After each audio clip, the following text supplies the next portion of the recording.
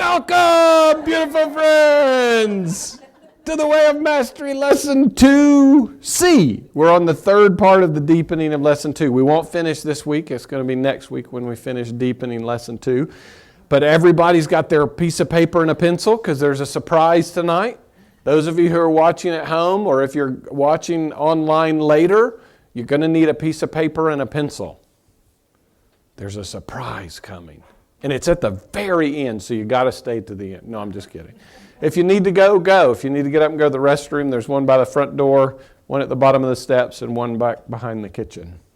A couple of new people here tonight. You don't have to believe anything that is said here tonight. Everyone has divinity within. And under the chatterbox of your mind, there's a truth detector that's not only the truth detector, it's the truth creator. It is. Let that be your guide. If I say something that you agree with or don't agree with, you're welcome to do with it as you wish. I'm not by any means trying to peddle new beliefs. We're trying to get rid of the beliefs we have. We've been told that salvation comes through belief, and it's those beliefs that we hold on to so tenaciously that cover our eyes and we can't actually experience the truth. And when I say eyes, I don't mean the physical eyes. I mean this eye within your being. So you're absolutely sovereign and free. If something I say works for you, fabulous. If not, remember it to the very end and you can use it as part of the surprise. How's that? Is that a teaser to get you to hold on? So we're going deeper into the Way of Mastery. For those of you who are new, the Way of Mastery is a channeled pathway given by Yeshua or Jesus. And what's unique about this pathway is it was channeled audio. He embodied the channel and actually spoke through the channel. Most of the other stuff, the channels kind of take it as an inner dictation and write it. This is very powerful stuff because when you hear the actual channeling, you're hearing his voice. And you know what? There's a whole different ball of wax. I mean, if you went home and you read a transcript of last week's talk, you never would have gotten what the truth of this experience was. So when we hear him speak, and we do that every time we start a lesson, it's just really powerful stuff. And what the kind of upside to hearing it is you get tuned into his consciousness by listening to those audio tapes. So it significantly increases the resonance capacity you have within your being. And you can learn to tune in to him within and get that perfect inner guidance or experience. So with that, we'll get started tonight. If you have any questions, please use your piece of paper. Hold it till the end so we can get Gordon around with the microphone so the people online can hear. Anyone have any questions before we get started? Okay. So the title of this lesson is You Create Your Own Experience. And the two axioms that he gave us, which there are only 4 in this whole pathway, but an axiom is just kind of a starting point for a logical argument. The first one was, you are creating every bit of your experience. Everything. Nothing has happened in your experience that has not been your sovereign choice. From the body you appear to be incarnated in through to every experience you have ever had. Nothing has happened save it were not your choice. That's kind of radical for this world because we're all about, I didn't choose to be born, I didn't choose to be looked this way, I didn't, And even when we do choose, we try not to take responsibility for it. So he's asking us to take 100% responsibility for our experience. And the second axiom, which we'll get to briefly tonight, but more next week, is I need do nothing. I need do nothing. That's been a favorite for you, hasn't it, Joy? You've been working on this one now for 3 months. It's looking really good on you, by the way. So that's what we're going to get into tonight. We'll keep going. We're going to start with the Aramaic Lord's Prayer. For those of you who haven't heard this, Yeshua, when he walked the planet, Aramaic was his native language, and he gave the Lord's Prayer. The one that we're all familiar with is a very, very distorted translation. This is his original tongue, so to speak. He's channeling this through the channel here, JM. And So it's up here phonetically. You're welcome to follow along, but I'd recommend you just close your eyes and experience it. Let your mind just be still. Just ask your body, give your body complete permission to fully relax. Fully relax. Just imagine yourself expanding effortlessly through infinite space. And let this prayer come to you. You don't need to do anything. It is extended to you as a gift of love. Let it speak to you in whatever way it does. Awun, the Boshmaya, Nita Kadash Shema, Tete Malkuda, Neve Asitinach, Akina, the Boshmaya, O Baraha, Haulan, Lachman, Zunkanan, Yalmana, Boshwoklan, Halbin, Akina, Dapanan, Shwakin, Il Hayabin. Ula talan el mission, el passam membisha. But had lachim el kuda, uhaila, utish bhakta. La alam. Amen. Amen.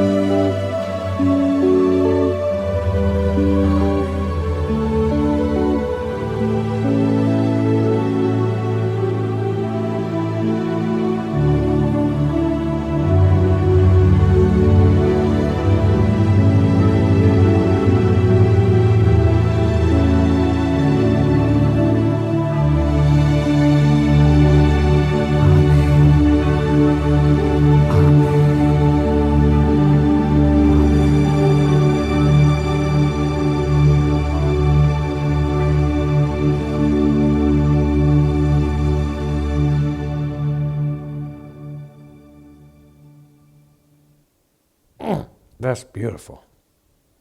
I love starting like that. Maybe we should do that one night and then we'll just sit in silence for an hour. That would be very cool with me. Okay, here we go. So we're going to pick up right where we left off last week. You ready, Cindy? Mm-hmm. Thank you. This year, then, we do indeed embark on the way of the heart. And though many clues have been given, we will come this year to refine those clues, to create what you might think of as a system or pathway upon which you can walk, to deliberately cultivate the quality of awareness and consciousness, necessary to stabilize that awareness so that you can bring it to each and every moment of your experience. Imagine then being able to experience whatever arises without losing the sense of spaciousness and innocence and ease that you now experience in fleeting moments. For instance, know you the experience when things are going well outside around you and you're singing a happy tune and life seems to be moving ahead? Imagine that same quality of trust and faith and of certain purpose, even when the buildings are crumbling around you and the bank account has gone dry, being able to look at those events with the same sense of innocence and wonder with which you would look into the eyes of your beloved. Thank you, Cindy. So Yeshua told us in lesson 1 that this was the pathway that he walked. He didn't create it. He'll get to that later. He didn't create it, but he refined it ever deeper to be a more perfect pathway. So I don't know about you, but I'm really excited about this. You know, he said in the first lesson, this is the last pathway that any soul will need to find its way to. So consider, however long you perceive time to have been, that you're standing on the threshold. And some of you venture across and dip your toe into the waters of heaven and come back. And that's kind of what he's talking about here in the second lesson, or the second paragraph, where we have these times of spaciousness. Who, just by a show of hands, has had a revelatory, mystical, just some profound experience of truth? Wow. So everybody in the room. How about that? Well, he's inviting us to say it can be a moment-to-moment lived experience where that truth is so deeply resonant in your being that nothing that appears within the world of form can disturb that peace. Nothing can challenge that greater reality at all. Now that's a pretty big promise. You know, this is his proclamation of being in the world but not of it.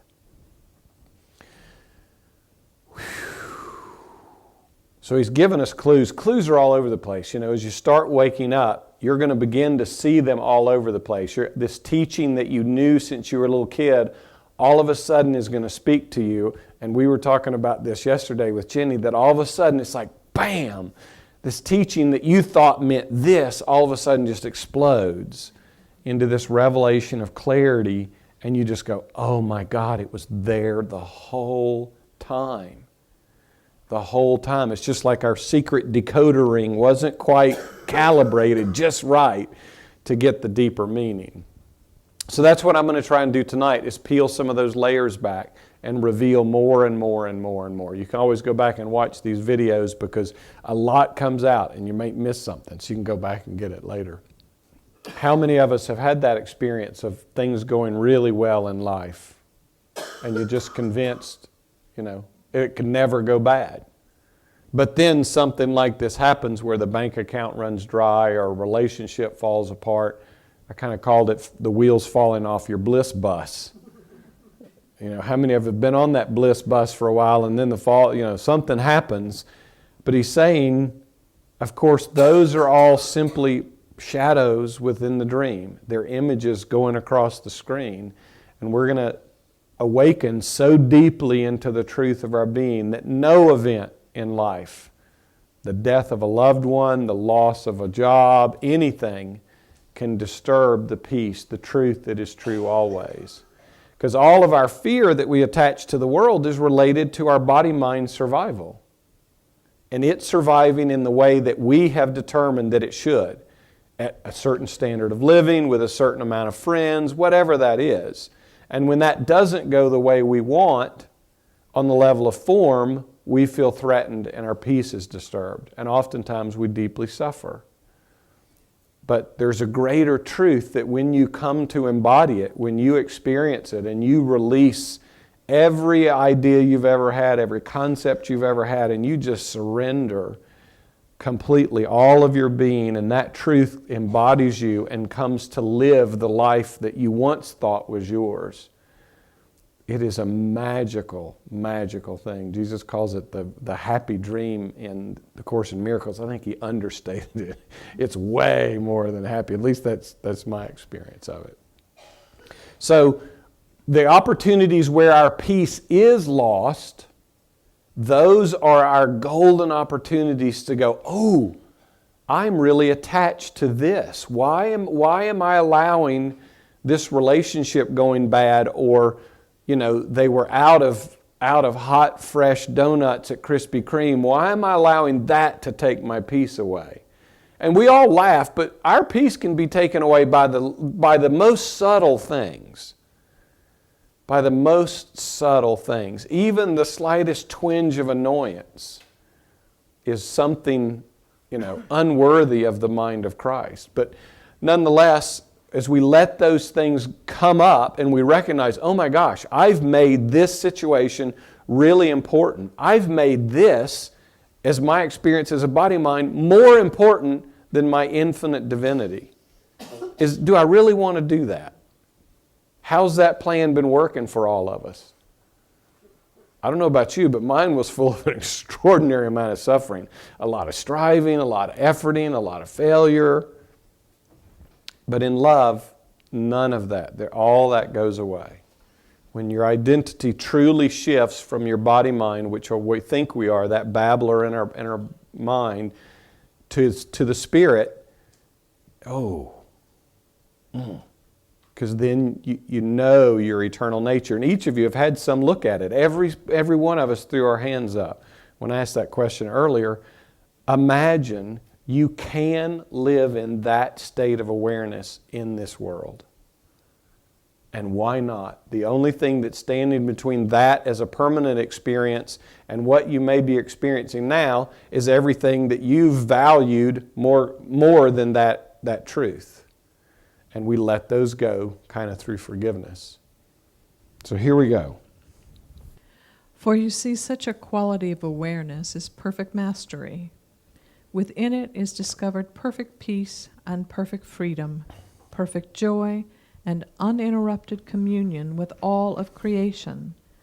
And if you would well receive it, that quality of feeling intimately one with all of creation is what you have been seeking as a soul since the first identification with creation, called ego, began. For that creation, again, created conflict and separation, and everything you have ever attempted to do since has been an attempt to overcome separation, to gain back what you felt you had lost. It's just the ways you have sought to do it don't work. He reminds us in one of the lessons that if you wouldn't know love, you wouldn't be seeking love if you had not already experienced it. If you didn't know the truth of your nature, if you didn't know the truth of love, if you didn't know the truth of the kingdom of heaven, so to speak, you wouldn't even know to desire it. If you knew nothing about it, nothing would ever arise in your being to suggest to you, ooh, there's something better. But because it's there, that's the proof that you already know. That's the proof. The longing couldn't even exist if it was not something you had and then perceived yourself to have lost. So oftentimes we experience that longing as pain and suffering. I'll just point out to you that that's the affirmation that it is true. Rather than looking on that longing as a bad thing, ride it like this gentle wave all the way back home. Don't suppress it. Don't ignore it. Don't, be upset that longing or loneliness is kind of there. It is the energy that is compelling you back. But we seek for that longing, to fulfill that longing in so many ways. I can speak for myself. I sought it in financial success. I sought it in corporate America success. I sought it in small business success. I sought it in airplanes. I sought it in boats, jet skis, my wife, sex, family, food, and I eat a ton of food trying to find it. We have cars. I mean, we've all got our particular thing. whether it's pursuing a certain like that we wish we could just do all the time because we seem to find peace there. Now finally we really kind of get on an authentic path, and for me, when I kind of came to my knees and I realized, that's it, I can't, everywhere I've gone for love, every idol I made for love has just treated me badly. You know, there was some happiness about it, and there was a little bit of honeymoon, but then that longing would come back. And haven't we all experienced that? But the mind is hugely clever at telling us it's got the next plan. You know, whether it's a new relationship or a new boss or some spiritual a trip or who knows what, something that will be the thing. And we've just looked in the world of form, because we're so deeply identified with our body mind that we look for it in what we can relate to. And we perceive ourselves as form, so we look for it in the world of form. And he's saying that's the only place it's not. So we've sought it in the wrong place, because we're so identified with our body mind and our thoughts are so specific, we only know things. We don't really know how to search for the abstract. We don't know how to search for the formless, conceptless, beliefless spirit. But this pathway is certainly going to help us do that. So every time that you failed, every broken relationship, every time the mind wanted to judge you as a failure because you didn't master the plan that it had given you for happiness, just pat yourself on the back and say, you know what? I was searching for God the whole time. And it's okay. I didn't make any mistakes. It's all been forgiven. I was looking for God, and I just didn't recognize that's what I really wanted. So all of that stuff has been perfect because it's helped to get you in this room and on this pathway. So what do you need to hold any grievance about any of it? It all did its job. It brought you to the authentic pathway. Can you let it all go with gratitude and forgive it? Maybe even toy with the idea of being genuinely grateful for it. There's great gratitude. You know, when you wake up out of it, there's this magical thing that happens to all your past experiences where they all get completely wiped clean. All the fear, the guilt, the shame is gone, and it's replaced by this gratitude that you can't even explain. And everything that was love gets like exponentially spit-shined and polished and looks even better. So that is the feeling that we're all looking for, this intimate connection with all of creation. Now, if we recognize, and we're in this room, we're on this pathway, we've found, you know, the string, the thread that Jesus threw back through the eye of the needle and said, here, grab this thread, follow this pathway, and I'll bring you right home. Straight and easy. No more seeking, no more searching, no more going and trying to find it in the world. Rather, he would say, come and drink of the life-giving waters, and then take that into the world and give it to all. Take that joy, that certainty, that peace, and live a life from that place. Now that's what I'm talking living. Anyway, ready? Oh, and here we go with the eye of the needle. Bingo, right on time. The eye of the needle that separates you in your consciousness from the world of conflict and fear and guilt and unworthiness, that world and the world of the truth of the kingdom lie side by side within your own mind. And the eye of the needle that one must pass through is the recultivation of the innocence of a child. And it is for that reason that I often taught, become again as a little child to enter the kingdom. And the cultivation of the way of the heart, that is, that pathway whereby you deliberately, consciously choose to become again as an innocent child, as you were in the beginning, before you ever created and then incarnated into this dimension of experience that seems to be so permeated by a sense of conflict and separation. I'm going to start at the bottom and work my way up. This is one of those lines that you can very easily just read right over and miss the deeper meaning. You choose to become again as an innocent child, as you were in the beginning, before you ever created and then incarnated into the dimension of experience that seems to be perpetuated by a sense of conflict and separation. You created this dimension. We, as the one child of God, created this playground to then go jump in a bunch of seemingly different bodies to have this experience. Now, I know we like the idea that we're a creator, but we tend to think of that like I'm creating a piece of art, or I'm creating this beautiful meal. I'm asking you to just open your mind to the scope of creating the entire physical cosmos.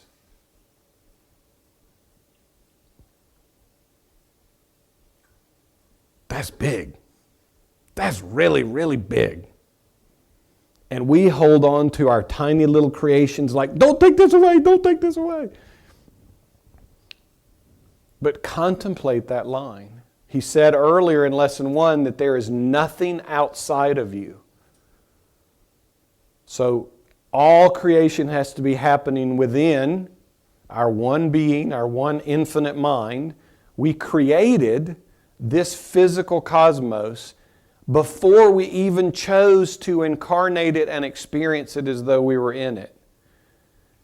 There's enormous contemplative. If you want to go back and watch the dialogue on true contemplation and take this last sentence to it, to true contemplation, and truly be willing to open your mind, it will blow the tiny mind that we think with. It will blow it away. But again, he's saying we are not only the creators of the physical experience, so someone yells at me and I decide to forgive them or judge them, sure, that's one level of creating my experience, but he's trying to suggest it's way, way bigger than that. Way bigger than that. And it doesn't take long for our tiny little mind to try and contemplate that and recognize it is completely out of its league. And when the mind begins to recognize its inability to know as it has defined knowing and begins to rest, and I gave you guys the tip one time, if you want some peace and silence in your mind, just tell your mind to think about what it doesn't know, and you'll get a measure of peace. But if you can come to rest in the silence that this will bring your mind to, because your mind can't even conceive how that was done, and then if you ever question it and the mind wants to say, oh, I'm the creator of the universe, well, just the body that it says it is, how did that get created? How does the billions of things happen in every body in every moment, how is that happening? Is the mind that you think with orchestrating all of that, pumping your heart with just amazing consistency? Doing the seeing, the hearing, all that effortlessly? He's pointing us to our greater beingness, what he calls the Christ mind. So I leave you with those to contemplate some on your own, but that's a big, big clue sprinkled in lesson number 2. So we all heard this thing about become innocent as children. I never knew what that meant, because most of the time I had a recollection of my childhood. I had a sense that I was in trouble. How about you guys? You know, innocence wasn't really what I had associated with childhood, because of course I had associated fear. So I must have been thinking of too old a childhood.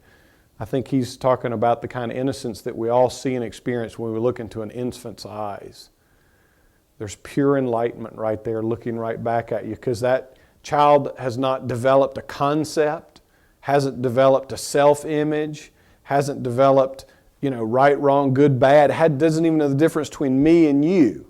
You know, when they get to that kind of terrible twos and all of a sudden everything's mine and the veil really starts to drop. But think about that kind of innocence.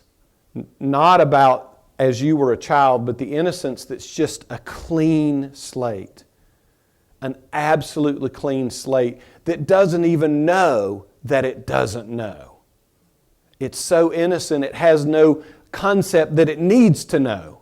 It has no concept that if it doesn't know, it's going to get left behind.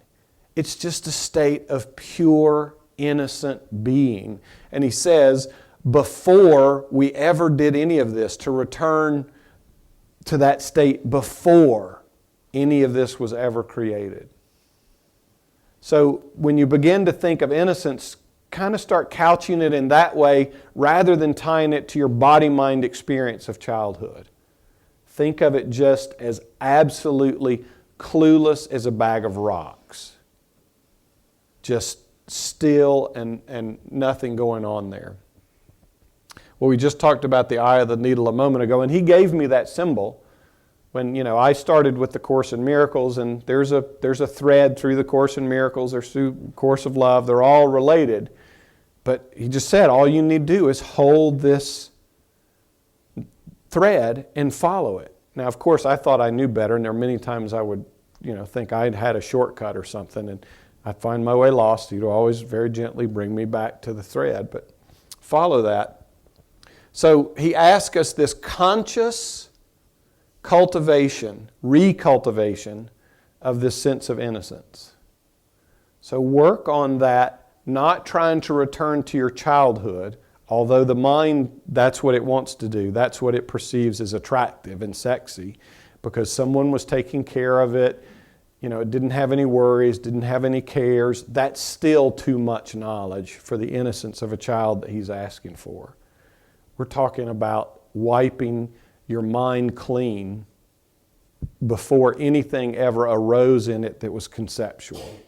Getting back to that level of innocence. And for those of you who haven't seen it, you can watch the Clean Slate dialogue. There's a beautiful symbol in there of using an eraser to start this process of cleansing your consciousness to bring it back to innocence. Because it's in innocence, it's in when we're free of the concepts that the silence can begin to speak to us and reveal the truth to us. It won't reveal a greater truth to us while we're holding on to a little belief. If you're a kid and you've got a toy and somebody wants to give you a bicycle, they're going to wait God's going to wait till you put the toy down to say, look at this big shiny bike I have for you, rather than coming in ripping the toy out of the kid's hand and scaring the kid. So when we clear our minds and return to innocence, we're saying, okay, I let go of everything I know and I'm open to revelation. I'm open to remembrance or recultivation of an original state of wholeness or an original state of innocence. And who doesn't want to be that innocent? Think about it for a moment. Look at all your grievances that you have about yourself. Why would you want to hold on to those instead of this level of innocence? The mind wants to hold on to them because that's the only thing that it knows you as. Because on a level of innocence, that mind that's holding on to those grievances won't even exist. So that's what's going on there. So it begins there. And I would ask you now to begin to put this into practice. So wherever you happen to be, whether you are viewing this with your eyes on what you would call your video, or whether you are listening to the words, stop for just a moment and truly become aware of where you are. Where are you? Are you not having the experience of seemingly being within a body? Don't you seem to be abiding in a room somewhere? Aren't you within an environment in which there are certain weather patterns going on around you? Perhaps there are other sounds coming into your ears. Can you truly be aware of where you are now? Can you feel the weight of the body as you stand upon your feet or sit within your chairs? Do you notice the tension in the neck? Do you notice the racing of the mind, if that's going on? Can you begin to bring awareness to exactly what is from a place of innocence and non-judgment? He makes a subtle distinction here that he will illuminate later in this pathway, the difference between consciousness and awareness. Awareness doesn't require thought. Sometimes people come to me and go, I'm just not thinking, it's just so silent. But they're hearing thoughts that say, wow, it's really quiet. I'm not thinking anything. But they believe the thoughts that are saying that rather than being aware that there truly are no thoughts. So he's asking here for simply presence-based awareness. Not thinking, ooh, how does my body feel? What kind of environment am I in? And going letting the mind chatter about it. Just awareness. Thoughtless awareness. And if the thoughts are there, it's okay. But focus on just the awareness. So let's just do that for a minute.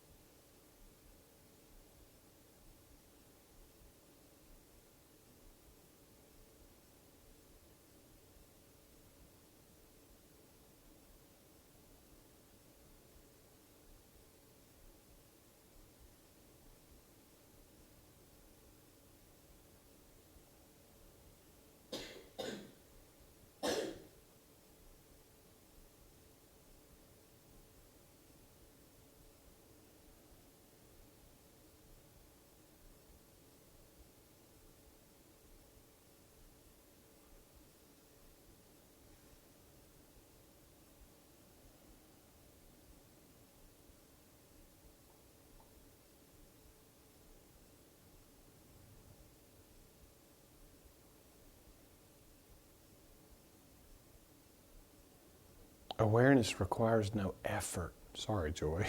Startled Joy. Wah! Awareness requires no effort. Thinking or trying not to think is a lot of effort. Peace is never any further away than what you just experienced.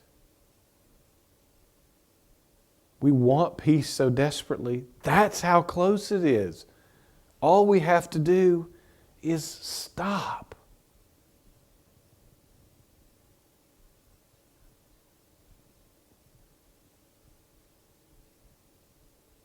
Being requires no thinking.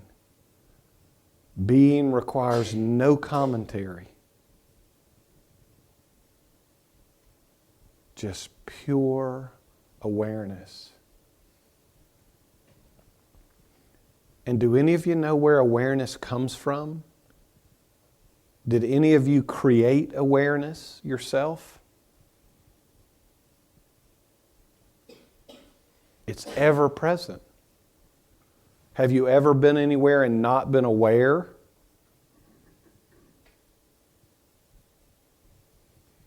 I've been not aware of being aware. There you go. Well, that's what most of us when we're sleepy. I mean, not only at night, but when we're unconscious and we're not aware, we're just operating unconsciously or in a sleeping state.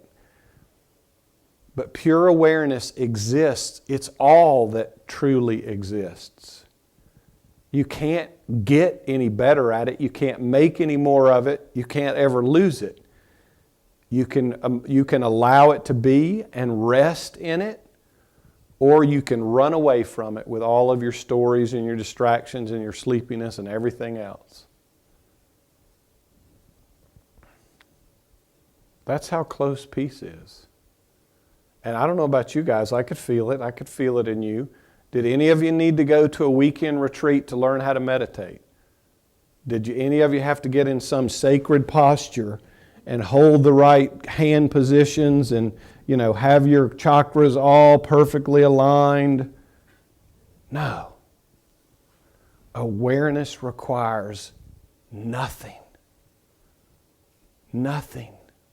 It just is. Being requires nothing. It just is. And you all just tasted it.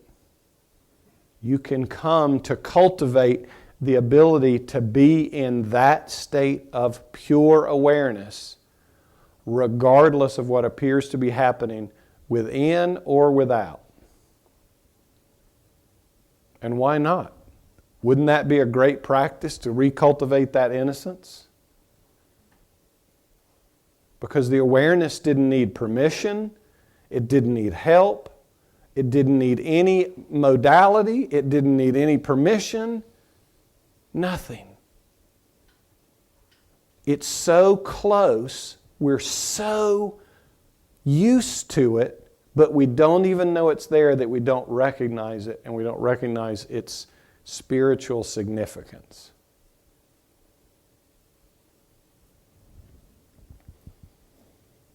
And when can't you do this?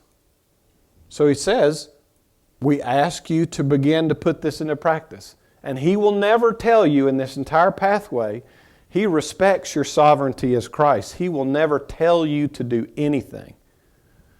He will suggest, he will remind, he will encourage, but he will never demand anything of you because he's your perfect equal. He made that clear to us in the first lesson, that his power of choice is no greater than anyone else's. How many of you would have your life enhanced by doing that 5 times a day for 2 or 3 minutes? You'd be amazed. You'd be amazed. So, what it ends up being is this place of innocence and non-judgment. Because awareness just is. Judgment all arises as a shadow of awareness. There's nothing that ever gets ahead of awareness, so to speak. Pure innocence and non-judgment. Who here still wants to hold grievances about yourself? The ego wants to hold on to them, but fortunately, you're not the ego. You have a saying in your world, it is what it is, and that is the beginning of wisdom. You will, of course, discover that what is what you have chosen to make of it. Be therefore where you are now, and deliberately decide to attempt wholly that what you are experiencing in this very moment has no cause whatsoever except your choice to experience it. Rest assured, whatever the mind may try to say, if you do not wholly want to be right where you are, you wouldn't be there. And if you are not a body in the field of space and time, rest assured, you desired it, you chose it, and it's here. So all of those folks in New Age spirituality that are waiting for the ascension, like this place is bad and we all got to get out of here and go somewhere else, no being would be here if it were not fully your choice, no matter what the babbler in your mind tells you. No being is incarnate in this realm or any other realm under distress or duress. Now, your body-mind may have a very, very different story. And if you're identified with that, well, then that's one of the things this pathway is going to help you do, is become not so identified with that, with the body-mind. But if you're here and heaven is not some other place, you won't disappear in light one day and all of a sudden experience yourself in heaven. Heaven isn't a place, it's a state of being. And it's available in all places which we choose to create. Or we have the capacity to create anything, experiences unlike heaven. But he did this again, he did it in the first lesson I mentioned to you. Whenever he repeats himself, he's really trying to make a point. He doesn't mince his words. So he's saying, therefore you are now and deliberately decide to accept fully that you are experiencing this very moment has no cause whatsoever. You guys all just experience, if ever, just for an instant, briefly, pure awareness, a state of no mindness. anything that arises out of that pure awareness only comes because your sovereign beingness requests it. Whether it's a thought, whether it's a feeling, whether it's a sensation, whether it's a visual, whatever it is, nothing comes out of that awareness that you do not create. Period. Of your own choice. So he's asking us to get into this, deliberately decide to take 100% responsibility. So blame is done. If you're going to get on this, the ego that blames will never wake up, ever. The ego that says it's not responsible and says God is somewhere out there up in the clouds or in heaven, you're creating the separation which doesn't exist, can exist, and all of those are just delay maneuvers. We have to deliberately decide to accept wholly and fully 100% what our experience is. And not just from this moment on, that's always been the case. So victimhood, which was the primary booby trap that we all came here in this realm to play, was that we were a victim and none of this was our fault and we weren't the creator of anything. Everything was being done to us. So you recognize we created the idea of separation to separate our creatorness from itself. To perceive ourselves as not the creators of what we were experiencing. So deliberately decide. And you'll see it within your consciousness. If you're aware, you'll see it in hundreds and hundreds and hundreds of ways in which you project cause for something you're experiencing outside. A subtle one is just the weather. Look at how you let the weather determine your state of being or your state of mind. Even if it's subtle, you're letting a raindrop move you out of perfect awareness and up into thoughts of unhappiness. We do it in overt ways. You made me feel so angry, which of course no one can make you feel anyway, to the subtlest of subtle. You know, cold feet, having to get out of a warm blanket in the morning, whatever it is. We allow things to take our peace away and we blame it as though our peace being taken away is not our choice. So as you move deeper and deeper in this pathway and you become more and more aware, you'll recognize the overt and the subtler and subtler and ever subtler ways in which you're still playing the I'm not responsible game. But just look back throughout your life. It starts a lot in childhood, this I'm not, and if you had siblings, you know this dynamic very, very well. It's not my fault, they did it. They made me do it. I wouldn't have done it if they didn't do it first. I mean, the whole dance goes on and on and on and on and on. So start to look at that. Deliberately decide to accept fully and wholly what your experience is. And he says this thing, it is what it is the beginning of wisdom. Again, rooted in our physical experience, we always tend to think of it is what it is as stuff. What if what he's pointing at, it is what it is, the only thing that is that pure awareness that he was pointing at earlier. And everything that arises up out of it and shines in a moment in time, whether it's a thought or whether it's a form, is not true. All of that would be illusionary. But we're so identified with that we say, it is what it is. So there's a beautiful tip for you. Look at what your concept of it is what it is means. And see how deeply tied it is to your physical experience in form.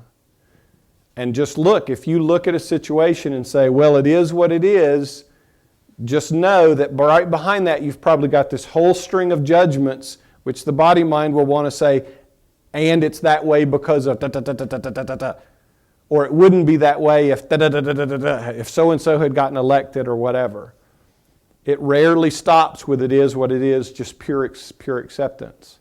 That awareness that he was talking about a moment ago that you each touched, does the awareness disappear because something arises out of it? No. Does the awareness, does it judge what arises out of it?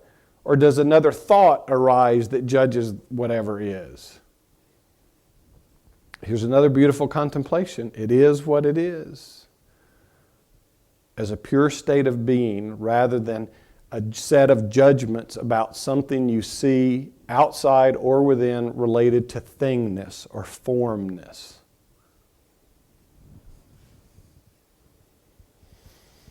So give up if you think there's something better after you leave this plane. You can have it all right here. You can have the full range of the kingdom of heaven right here. All of those are just tricks in the mind to say, I want to be somewhere other than where I am. Because if you are fully where I am, enlightenment will have to be right there where you perceive yourself to be. Begin here. There is no need to judge it, no need to ask it to be different. Just truly be aware of what is. If you are feeling the body sitting in a chair, can you allow the thought to come into the mind, I have literally created this experience. Something within me is so grand, so powerful, so vast, so beyond anything that scientists have ever come up with, that I have literally crystallized the field of experience, awareness of being a body in space and time. It has come forth from the field of my consciousness, the gift to me of God, who asks only that I learn to create as God creates. I've said this many times, that the Father looks upon you and says, this is my only creation, and it is very good. So I'm going to start with this line. This is another one that you could just easily read right past.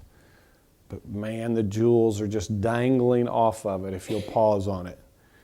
It has come from the field of my consciousness, the gift to me of God. So you each have, and we actually all share as one, an infinite field of pure awareness. You can imagine it as this hugest cosmic blackboard on which we can create anything we could imagine.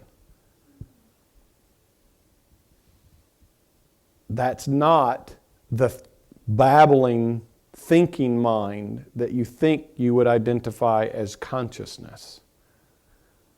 It's happening within that field of limitless awareness. That's what God created His Son as, this infinite field of infinite potential. Not form-based, not, three-dimensional ends here and starts there. Just this pure field of infinite potential. And why wouldn't God look upon the Son created in that way and say, it is very good? Because it's infinite. Created just like God. It couldn't be anything but good. We chose, going back 2 paragraphs, to create this level of experience, this realm, this form, this earth, the body, minds, the whole bit, as just one tiny expression within that infinite field of our mind. You could think of that field of consciousness as just infinite pure mind that's not biological based, it's not brain based, it's just infinite pure mind that can imagine absolutely limitlessly. We just imagined this dream and we became so deeply identified with it that we moved up out of a field of pure awareness and became identified with the things. These things and the thoughts that seem to attach us to an individual one of these. Whereas that field of pure awareness the field of silence that you experienced, it's one field. Marion doesn't have one that's different than mine or different than Richard's. It's one field. That's where so many spiritualities talk about silence, silence, silence. He talks about it in this pathway and a lot in the Course in Miracles. Because in pure awareness, there's not even awareness of other. There's just pure awareness, pure oneness. And it's not outside of you. Where did each of you experience that? Within. Even if you want to consider that within was within the confines of your skin, it was within your infinite mind, but you all experienced it within. There's the kingdom of heaven within. The field of infinite possibility, of which this is one of infinite expressions. And God asks us to learn to create as God creates. Now, God created us infinite. We took that and we created finiteness. All God wants to do is return us to our pure infinite state. Everybody freaks out about what's God's will, what's God's will, what's God's will. To be just like the Creator, infinite. We get bagged up about, am I supposed to take this job or that job?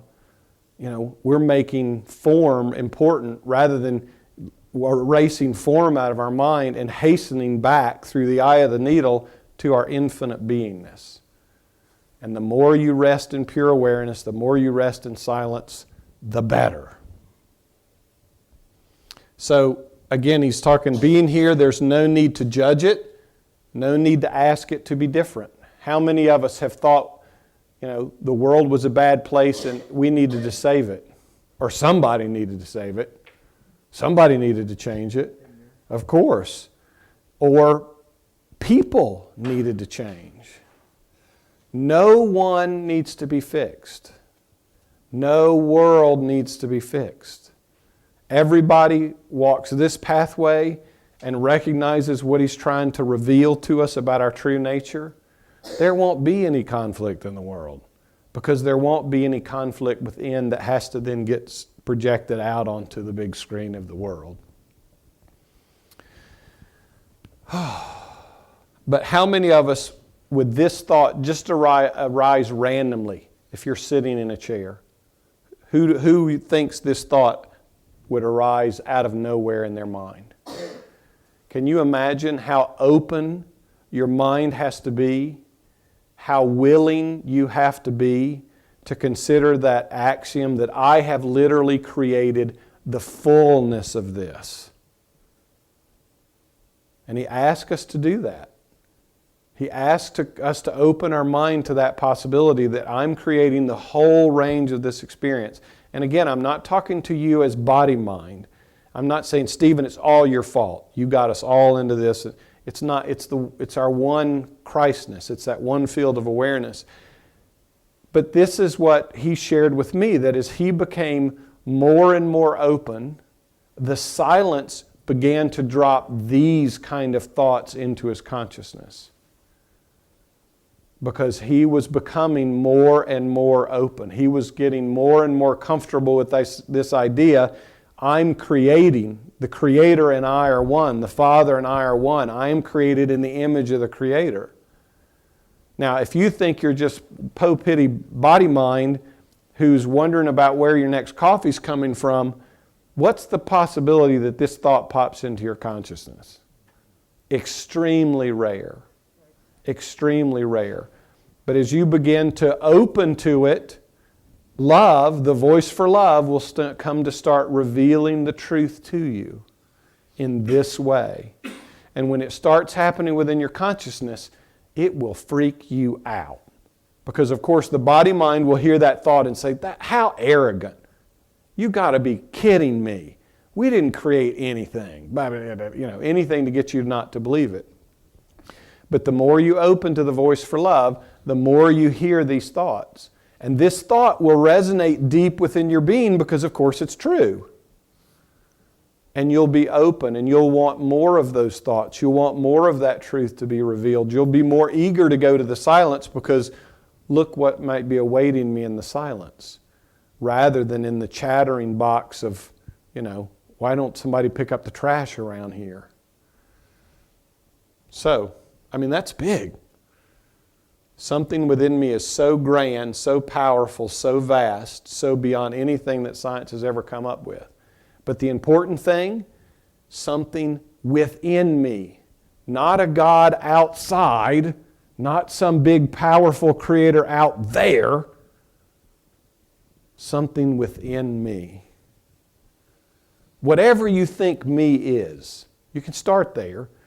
He had that beautiful thing in the Bible, everyone gets to the Father has to come through me.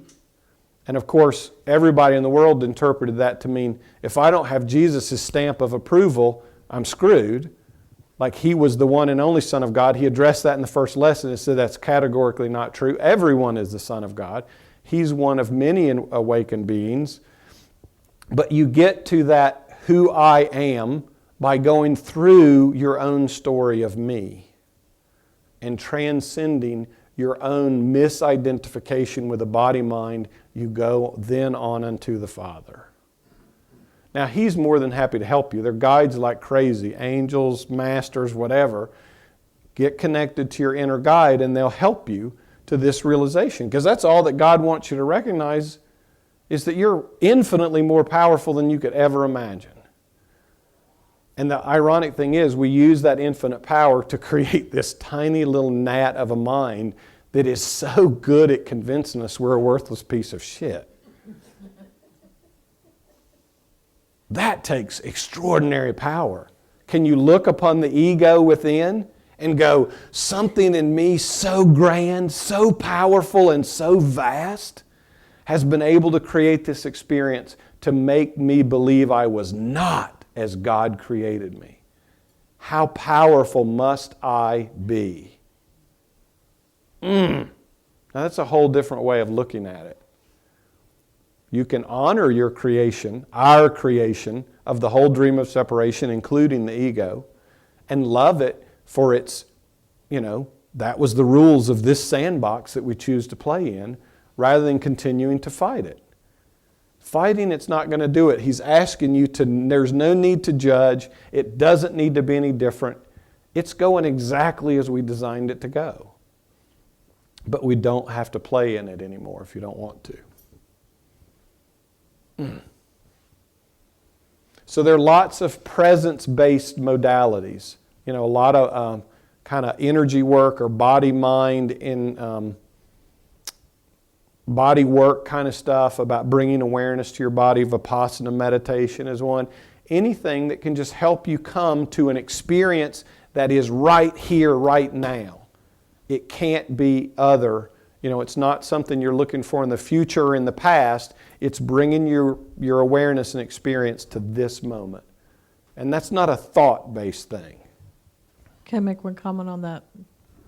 You can do whatever you'd Previously. like, Cindy. Thank you, dear. So that sentence, it says, it has come forth from the field of my consciousness, the gift to me of God. It doesn't say from God. It says the gift to me of God. So that infinite field of consciousness is God, is our divinity. It is of God. Yes. Thanks. You're welcome. Thank you. You ready for the next one? Yes. We'll change seats. For the Father marvels at what you are, knowing perfectly well that what you are emerged from out of her holy mind. Let's just stop there. You're going to find in this pathway that Yeshua takes great joy in mixing the gender of God.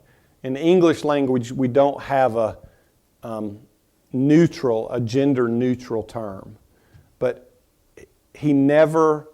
when he came to the world to teach, it was such a patriarchal society that he used the whole methodology of father and son. You're just as welcome in your consciousness to change that to mother and daughter, or creator and created. Whatever it is, it's not Don't get hung up. Many people, including myself, had all kinds of beefs about Christian language.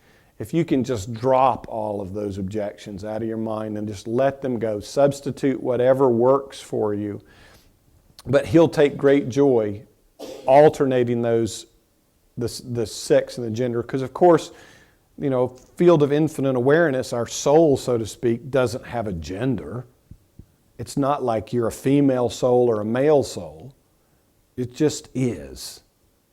So the more you can let go of all those differences around gender, or the more you can allow them to just be interchangeable.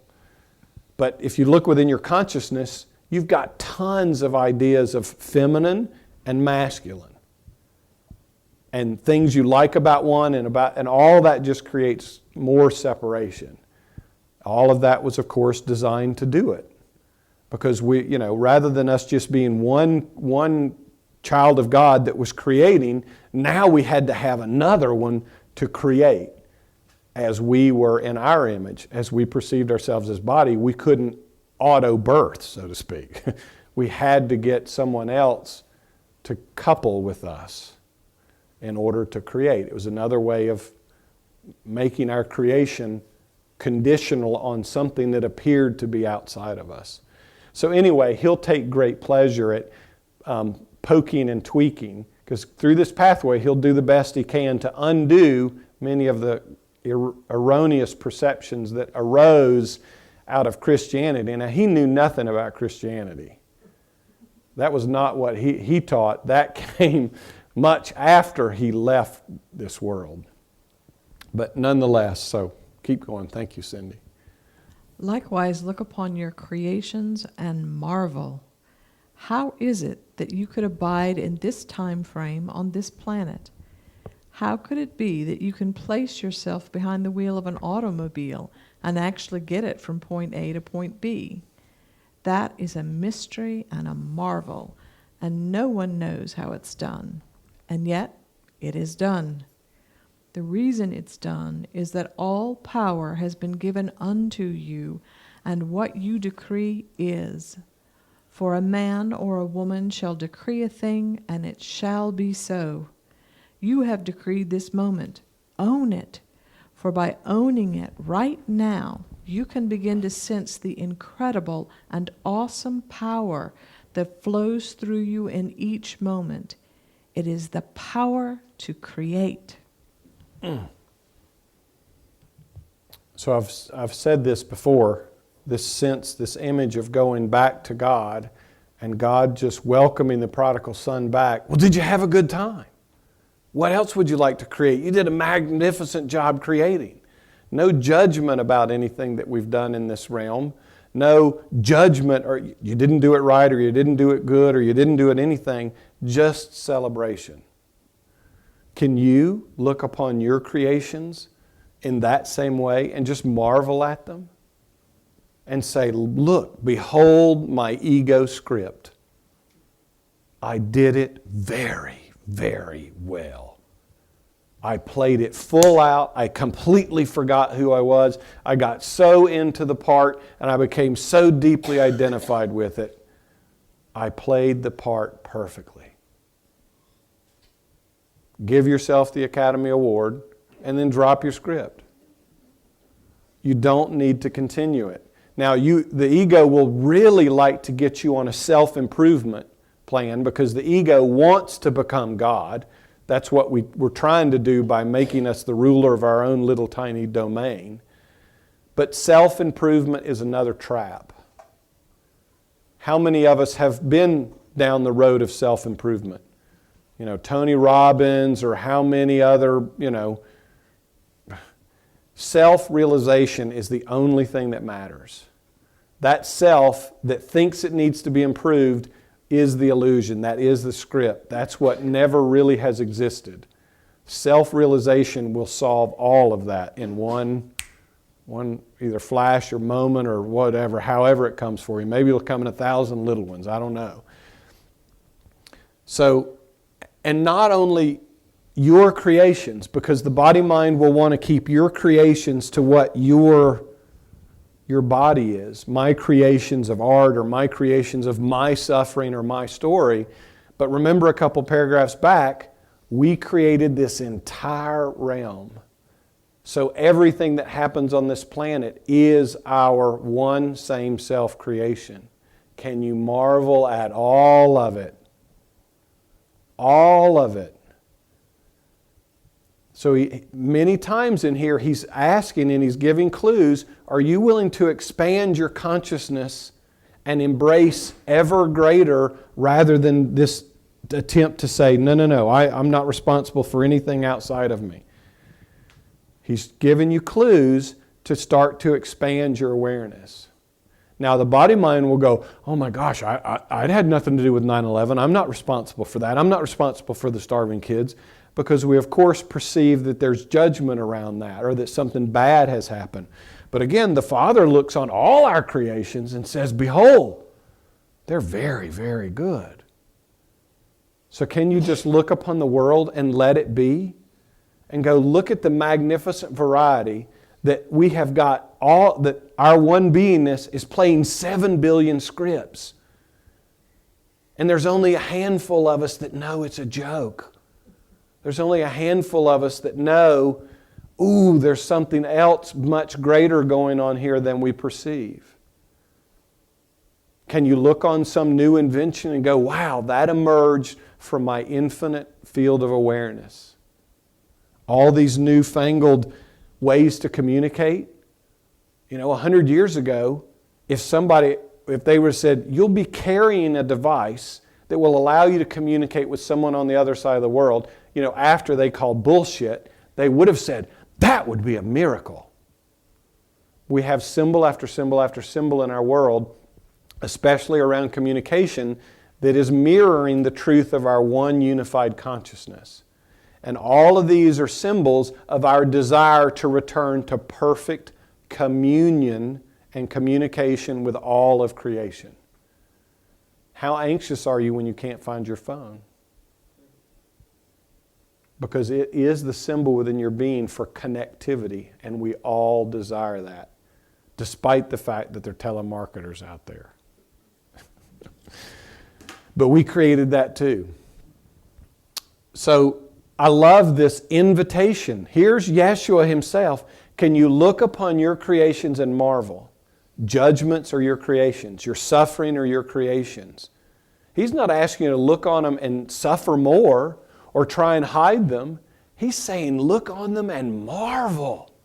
Look in the mirror. For those of you who have issues, and most of us do, about our bodies, can you look at it and go, behold, look at this one I chose? And none of us made a choice but we perceived it would give us the greatest opportunity to arrive at the eye of the needle. We didn't make any of those choices haphazardly or randomly. We chose the body, the family situation, the circumstance, the whole thing, because we perceived that would give us the greatest opportunity based on whatever else we thought we'd experience to make our way to the eye of the needle. But can you look upon that and go, behold and marvel at this mystery that is this incredible creation of a body, and then marvel at all your judgments about it. And be light and funny. You could stand there naked with just the nose on and marvel at it. But you see, he's inviting us to a different way of seeing. And why not? Why not look lovingly upon yourself in all ways, be self-loving rather than self-judging and self-condemning? And he's inviting you to look past the body-mind's insistence on knowing.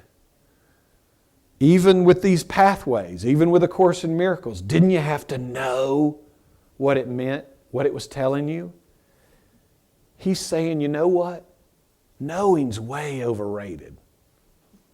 Because if you think you can know on your mind level, you're knowing something conceptually.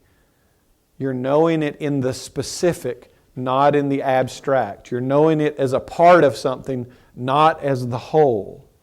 So He's inviting you to marvel at the mystery. He's inviting you to take your mind beyond belief, beyond thought, beyond perception, beyond concept, and move joyfully into the unknown. Now, in each one of our minds, the body mind has created a fence that says, do not go past here. That's unknown, danger, danger, danger. Stay away.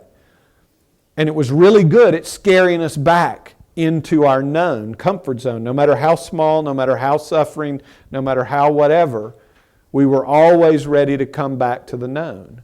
Well, I'm here to tell you, nothing but glory awaits you in the unknown. Nothing but peace and happiness and big S self-discovery. When I finally got this in my consciousness, that everything I had ever experienced that was suffering was in the world of form and in my mind as a known. And I recognized, oh shit, the ego has been trying to get me not to go to the unknown and stay in the known, and I found nothing but longing and lack and scarcity and suffering and pain. That must mean that peace is in the unknown. And the body mind was trying to keep me in the known so that I wouldn't go into the unknown and find the truth and be set free. So run at the unknown if you're willing. I mean, you came into this room and some of the unknown is being revealed. And it looks pretty good on you guys. I see a lot of smiles in this room. This isn't about guilt and condemnation and you guys are born sinners. You were a born creator and you've created perfectly. Our intention was to create a dream of separation. We did it magnificently. The reason it's done is that all the power has been given unto you, and what you decree is. Now, He talked about this when He walked the earth. He was given the power over heaven and earth. And so have you. To the exact same degree, but we used the power to convince ourselves we didn't have any power and that we were powerless. So we used our, magic or mystical miracle powers to make us believe we weren't. And of course, He came to show, look, with the wave of a hand, you can feed, you can raise the dead, whatever. But He says here a clue, for a man or a woman shall decree it, and it shall be so. But when a man or a woman decrees it, what's the very first thing they're decreeing? That they are a man or a woman. And a man or a woman is not Christ. So we decree from our separateness, from our body-mindedness, from our smallness. When He healed, when He performed miracles, He decreed as Christ. From the place He's inviting us beyond. But even on the level of body-mind, because that's what we think we are, He's going to start with us there. So you've decreed this moment. Are you ready to own it? And know that you called this experience of a reflection of truth into your life. Out of all the infinite possibilities, you could have gone somewhere else and asked for a mirror of guilt. A mirror of a lot more burdensome, drag me through the sewer mud or suffering. A bunch more of you're never going to get it. A bunch more of if you pay some money, we'll do this potion thing on you. You're being invited right here to innocence, which is already yours, and to wonder. I don't know about you, but that seems to be a hell of a lot better spiritual path than one of ongoing suffering, ongoing unworthiness. I mean, He's inviting you to think way beyond everything you've ever conceived. Are you willing to give that a try? So begin there by choosing each day now to cultivate the practice in this manner. Set the intention so that in each hour of your day, for 3 to 5 minutes, You practice bringing this quality of awareness to exactly where you are experiencing. When the thought arises, do the practice. You see, where does that thought come from? Imagine you're going through the day and you've been hustling and bustling about. You've gone to your office or your work, you've talked to friends, you've bought groceries, you've done all these things, and suddenly the thought appears, focus on being aware that I am literally the creator of what I experience.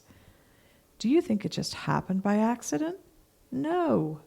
The thought is penetrating what you call your conscious awareness from the depth of your mind that rests right next to the mind of God. Wow. So how many of you are Course in Miracles students? How often do you get course lesson reminders? You think the ego's offering that up to you?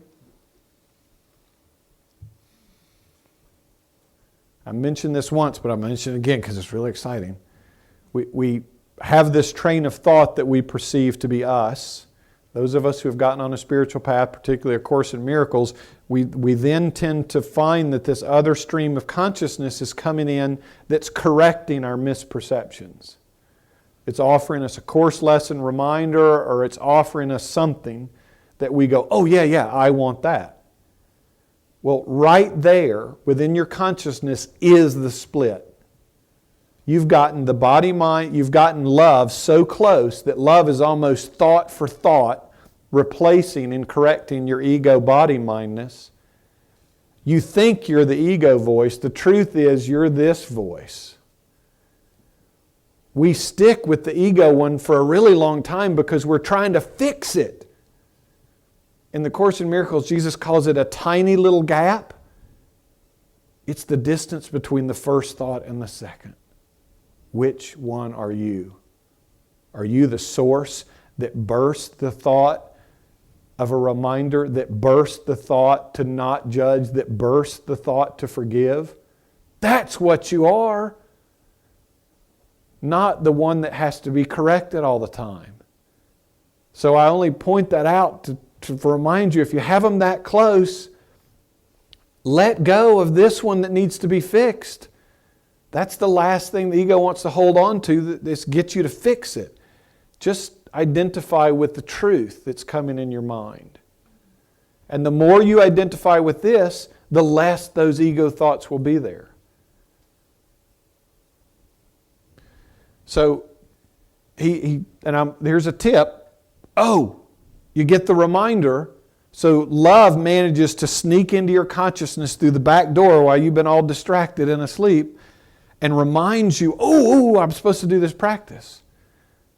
The ego will offer the thought, well, you dumbass, you were supposed to do it every hour and this is the first time you thought about it today. And try and get you not to identify with and join with the thought of love, but rather to condemn yourself and judge yourself as unworthy so that you won't do that practice. So, when you get a reminder, rejoice that the reminder is there and just get on with the reminder. Don't judge yourself for the fact that it wasn't there earlier. The ego will want to do that to you just to try and distract you. So that is the voice for God. That is love arising within your consciousness. There's more of it there than any of you, your minds has as of yet let you be aware is there. The voice for love is that close. So again, He's offering us a practice. 3 to 5 minutes an hour. 3 to 5 minutes. That's not really asking much. I mean, I don't know about you guys, but maybe you could get a toilet sit in there. I mean, you're not doing a lot else. Could you use that 3 to 5 minutes as one of them? And we're talking about maybe being awake for 12 hours. So in total, we're talking less than 20 minutes in a day. I mean, this is way better than if you could walk out and get 20 minutes of exercise. But if you can, put the two together. Walk while you do this practice. But 3 to 5 minutes of being in wonder. and in self-forgiveness and in taking your consciousness and thinking way outside your box, way outside your mind. And as this pathway continues, I'll share with you all kinds of tricks that he gave me to help me with that movement beyond what I thought was true.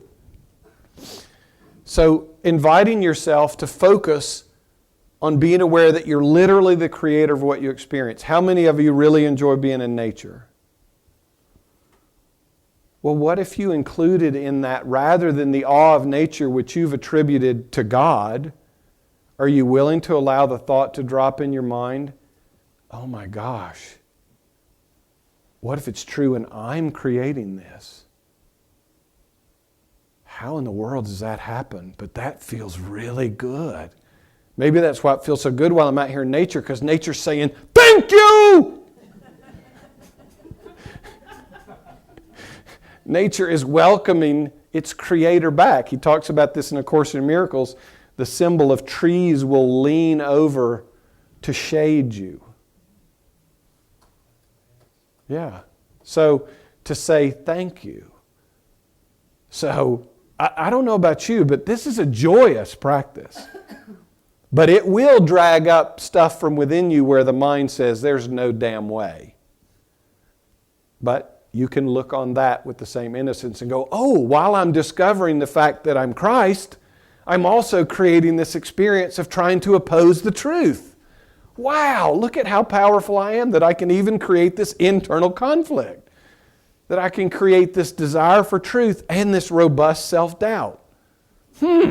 Wow, look at that.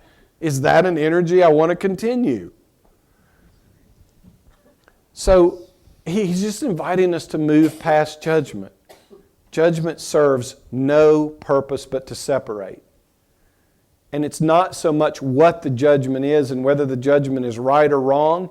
It's just the mind. The mind kicks back and it got a judgment in there. It created separation. The rest of it is just icing on the ego's crap cake. You know, it doesn't do any good. It's not about the judgments. It's just, it wants you to be a judger because you have to be separate from what you judge. And that's all it's trying to accomplish. And whether you think you're really wise and your judgments are very, very sound, that's all just deeper identification with the fact that I desire to be separate. So anyway, welcome those when they come. Now the ego will start wanting to take credit for them. Just know the ego's going to want to start going, I'm really good at remembering course lessons. I'm really good at remembering this practice. The ego has nothing to do with that. That's your Christ self. That's love. That's the Holy Spirit. It's Jesus. It's your guide, whatever you want to call it, saying, this would be a good time to have a moment of remembrance. And why not? How much fun can you have in that moment? And the more when you make that movement and you kind of get off of the ego and you slide over and begin identifying with the voice for love, my experience was that Yeshua came to engage me on that level. He wasn't going to engage me on the ego level. He will help us. But when we are willing to say, yes, I am an equal, yes, I am a creator, what do you think He wants you to remember? He's not trying to reform your ego or make you more happy in the world with your plan for yourself. But when you get over on this channel, you can have an extraordinary time playing with remembering what you are. And that's better than a whole lot of modalities of, wallowing in the past.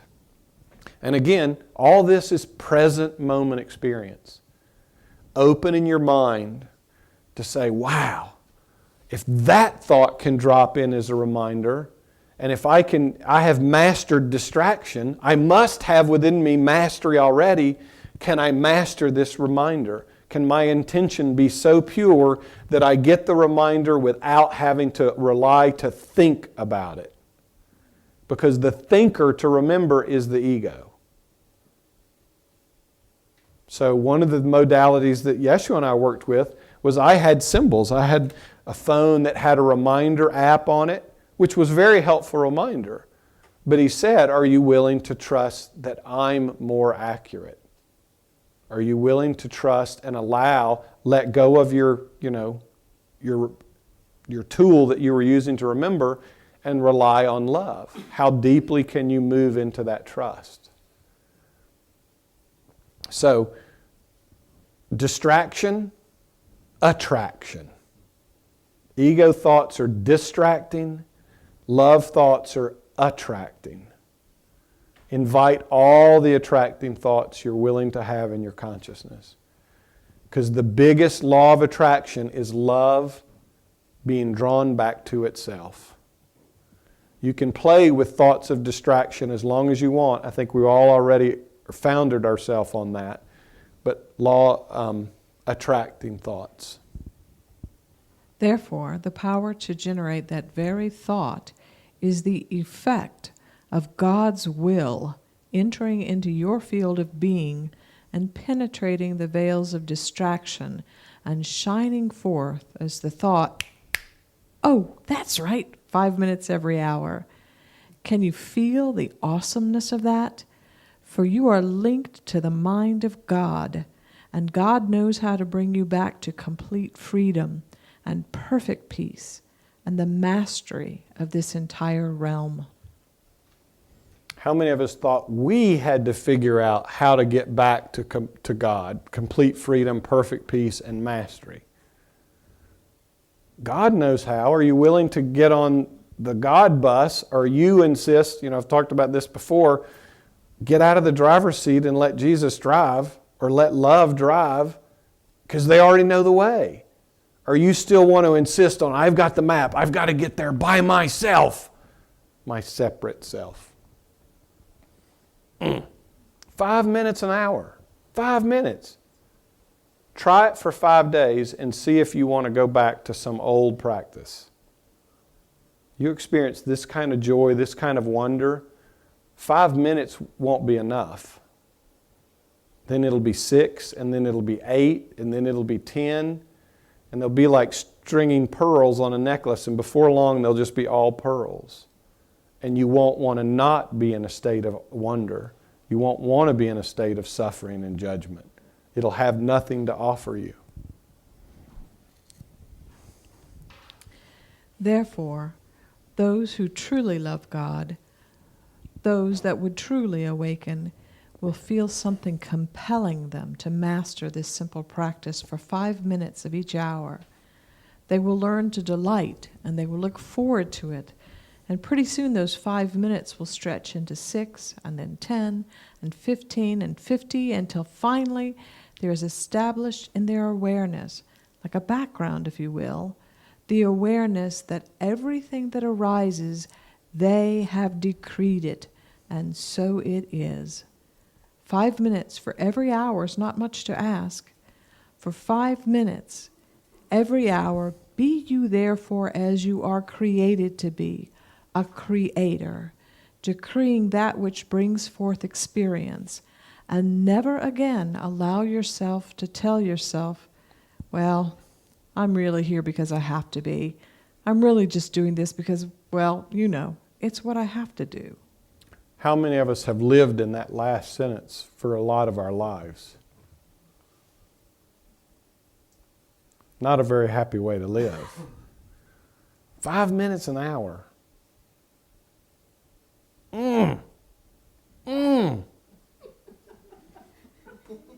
And it says, be a creator, decreeing that which you have brought forth from experience. He doesn't say judge it. He doesn't say reject it. He doesn't say anything except behold it. In wonder. And you can do it with the simplest of things. A piece of paper or a pencil. Can you find the infinite mystery in the most commonplace and mundane things? When you do, you'll find God and you'll see it everywhere.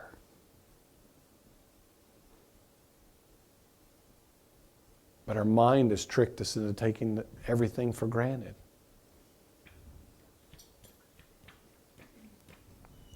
Here comes your surprise. Everybody got your pencil and your paper ready? So here's our closing surprise. Take the words ought and should and must and have to. Write them on a piece of paper. Look at them. And then light a match and light the corner of the paper and let the paper burn and dissolve to dust. For it is a symbol of allowing the energy you've given these words to become again as the dust or the ash of the ground. Clear from your consciousness all identification with such words, for all of them are denials of reality.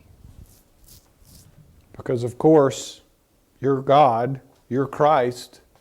There is no authority or power outside of you.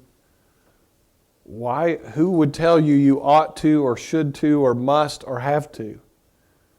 Anything. Look within your consciousness at how many times you're in that state of consciousness, and you will be shocked at how often you feel that way. It'll show you how deeply you're misidentified with your body-mind, and when you really become aware of it, you won't want to protect its smallness any longer. So, ought, should, must, and have to. And you're never going to hear him use them in this pathway. Now, many of us think we have to do stuff. We must do stuff in order to earn God's love or God's grace. We're going to burn all those words. So, let there be light.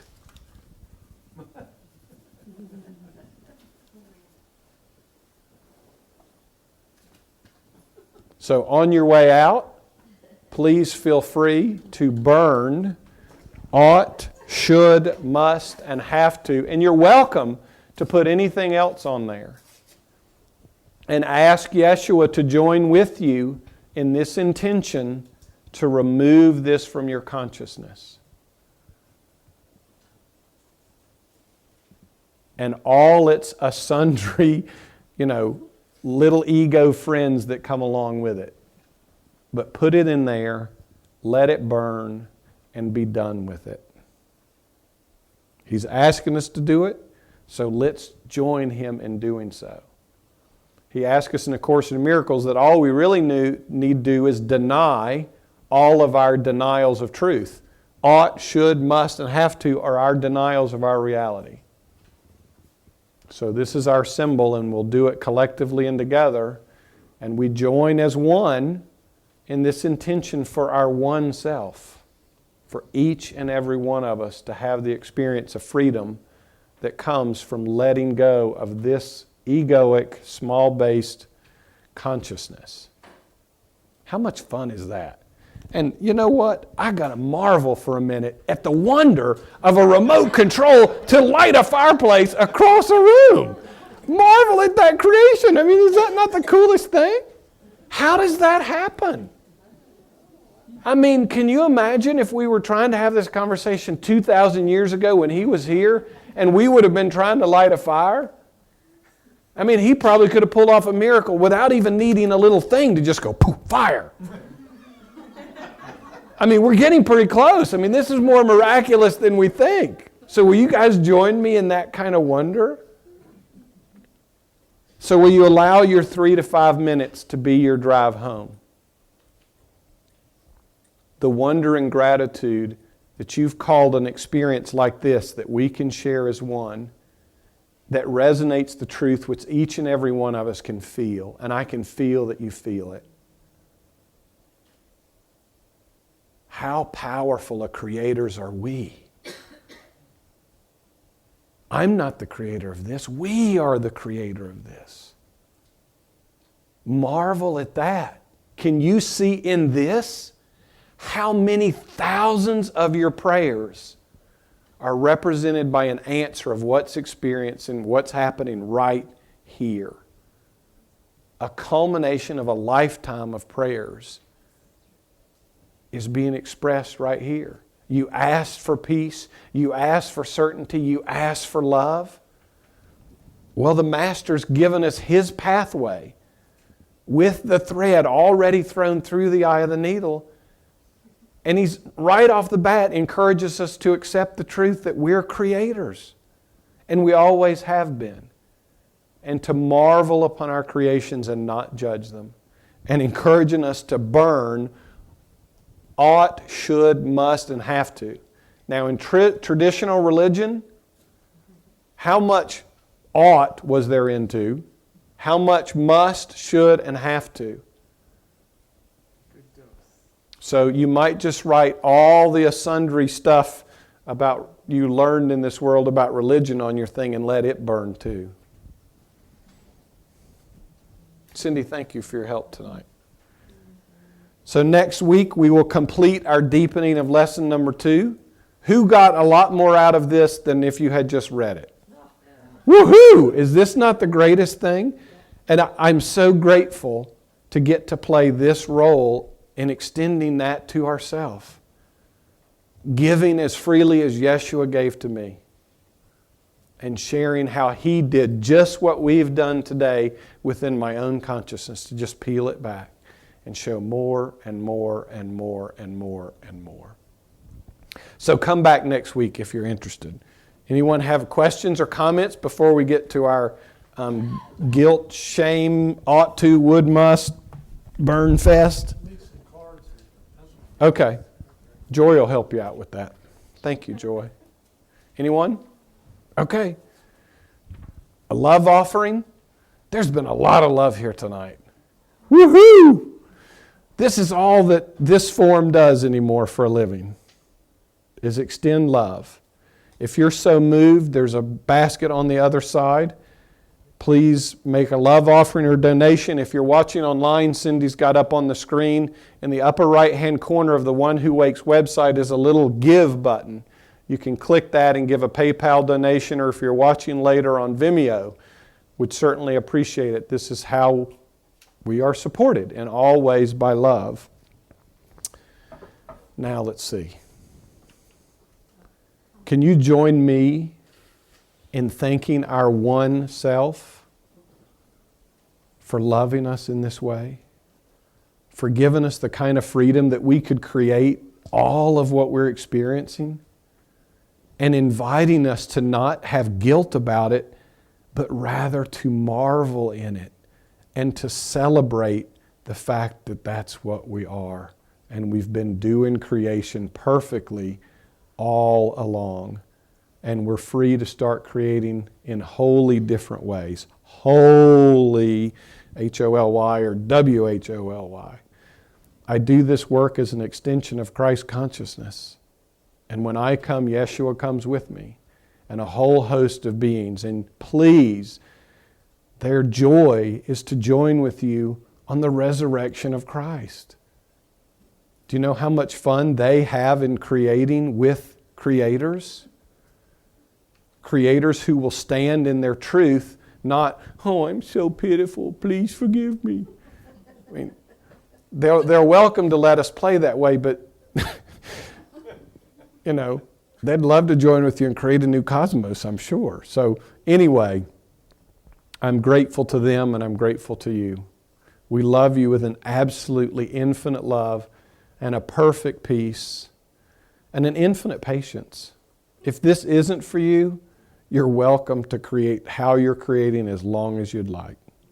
We will support you and we will marvel at your creations regardless. But peace, peace, peace, and good night. Come on, let's have some fun.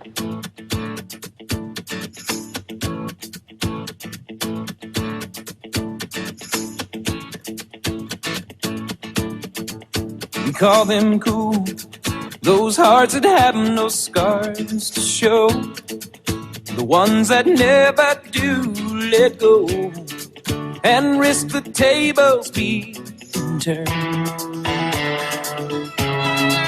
We call them fools who have to dance within the flame, who chance the sorrow and the shame that always comes with getting wonder.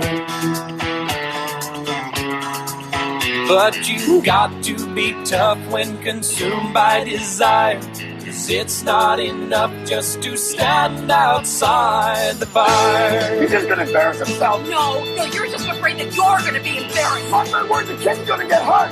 He's gonna get hurt. We call them strong, those who can face this world alone, who seem to get by on their own, those who will never take the fall. We call them weak, who are unable to resist the slightest chance love might exist, and for that forsake it all. They're so hell-bent on giving, walking a wire, convinced it's not living if you stand outside the fire. Standing outside the fire, standing outside the fire. Life is not tried, it is merely survived if you're standing outside the fire. There's this love that is burning deep in my soul, constantly yearning to get out of control, wanting to fly higher and higher. I can't abide standing outside the fire.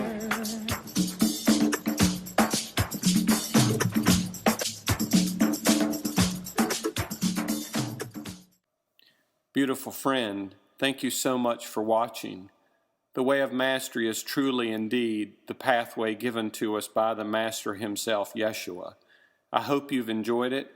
If you're so moved to give a love offering, my family and I would joyfully welcome it. You can see there on the screen our website at onewhowakes.org. In the upper right-hand corner where that red arrow is a little give button. If you click there, you'll be directed to PayPal and you could put in a donation, and we would certainly appreciate it. Peace be with you.